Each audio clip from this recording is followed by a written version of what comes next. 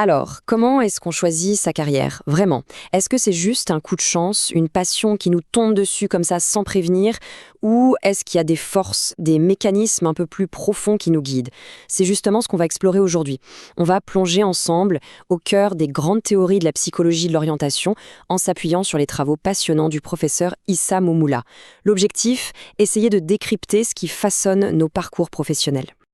Bienvenue dans la présentation de quelques théories de la psychologie de l'orientation avec coach Wen Benedo. Cette fameuse question « Comment on choisit sa voie ?» On se l'est tous posée à un moment ou un autre, pas vrai? Et ce qui est vraiment fascinant, c'est qu'en psychologie, il n'y a pas une seule bonne réponse. Non. Il y a plutôt plusieurs angles de vue, plusieurs grilles de lecture qui nous aident à y voir plus clair dans ce qui est, avouons-le, un choix super important. Alors, voilà le programme pour aujourd'hui.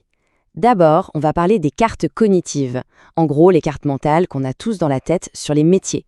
Ensuite, on verra la carrière comme un projet à construire, une histoire qu'on se raconte. Troisième point, le pouvoir immense de nos propres croyances. Puis, on remontera le temps jusqu'à nos origines pour voir leur influence. Et à la fin, promis, on essaiera de rassembler tout ça pour que ça ait du sens. Allez, on attaque avec cette première grande idée, les cartes cognitives. Le principe de base, il est assez simple à comprendre. C'est que nos choix seraient en fait guidés par les images, les représentations mentales qu'on se fait du monde du travail. Mais concrètement, une carte cognitive des métiers, qu'est-ce que c'est? Pensez-y un peu comme un Google Maps, mais pour les carrières. Ce n'est pas une carte géographique, bien sûr, c'est une carte qu'on a dans notre tête. Elle organise tous les métiers les uns par rapport aux autres et elle nous aide à naviguer, à nous orienter dans cette immense jungle des professions. Et comme toute bonne carte, celle-ci a des axes pour se repérer. Il y en a principalement deux, un peu comme la latitude et la longitude. Le premier axe, c'est le prestige, c'est-à-dire, est-ce que ce métier est bien vu par la société? Est-ce qu'il est valorisé? Le deuxième axe, c'est le genre. Est-ce que ce métier est perçu comme étant plutôt masculin ou plutôt féminin? Ces deux dimensions structurent toute notre carte. Pour que ce soit bien clair, regardons un exemple concret. Il est tiré d'une étude menée auprès de lycéens au Burkina Faso. Qu'est-ce qu'on y voit? Eh bien, sur leur carte mentale, des métiers comme la médecine ou l'informatique sont tout en haut de l'échelle du prestige et clairement du côté masculin. À l'inverse, un métier comme le secrétariat se retrouve beaucoup plus bas en prestige et très nettement du côté féminin. Et le plus fou, c'est que ces cartes, la plupart du temps, on n'en a même pas conscience. Mais elles agissent comme un filtre super puissant qui élimine des options avant même qu'on y réfléchisse vraiment. Bon, ces cartes, c'est une première piste. Mais nos choix ne sont pas seulement guidés par des représentations figées.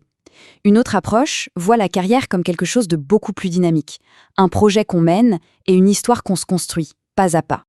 Ici, on a deux visions qui se complètent très bien. D'un côté, avec Jung et Wallach, on voit la carrière comme un projet. C'est très concret.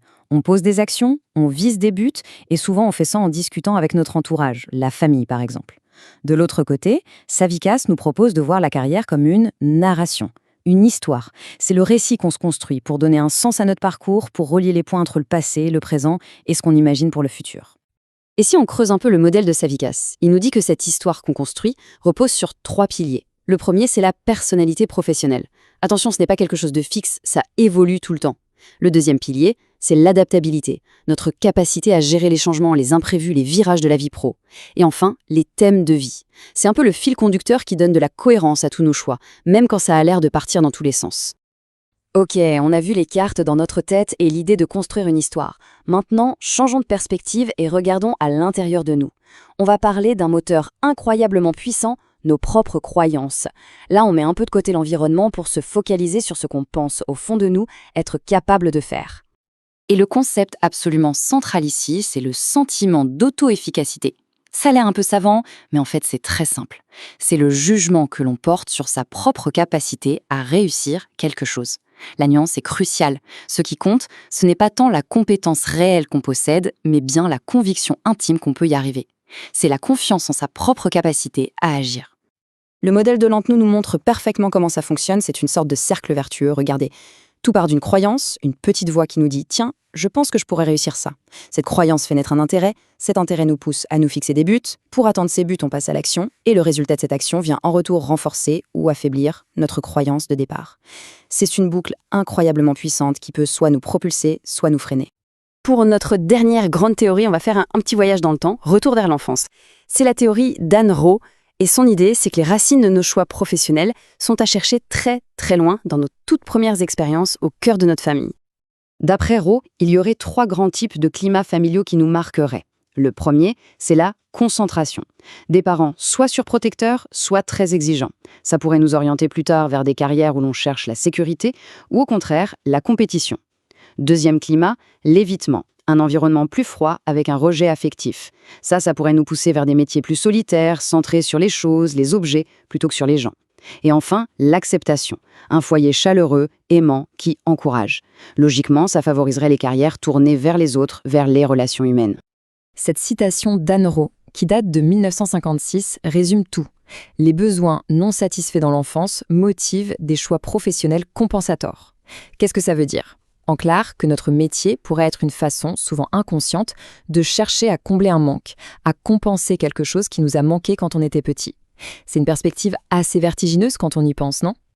Bon, on a exploré pas mal de pistes. Des cartes mentales, des histoires à construire, des croyances personnelles et un retour en enfance. Alors, comment on assemble toutes ces pièces du puzzle ? Ce qu'il faut bien retenir, c'est que ces théories ne s'opposent pas.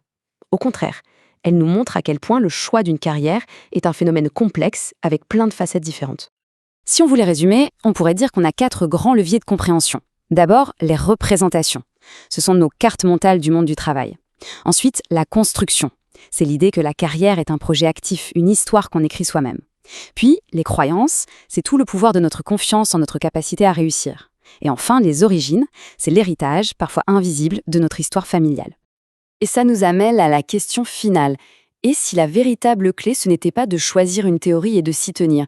Et si c'était plutôt de comprendre comment tout ça se mélange, interagit en chacun de nous ? Comment la carte sociale qu'on a en tête, l'histoire qu'on se raconte, la confiance qu'on a en soi et l'héritage de notre enfance se combinent pour dessiner une trajectoire qui est absolument unique et qui n'appartient qu'à nous. C'est peut-être la question la plus importante que cette exploration nous laisse à méditer.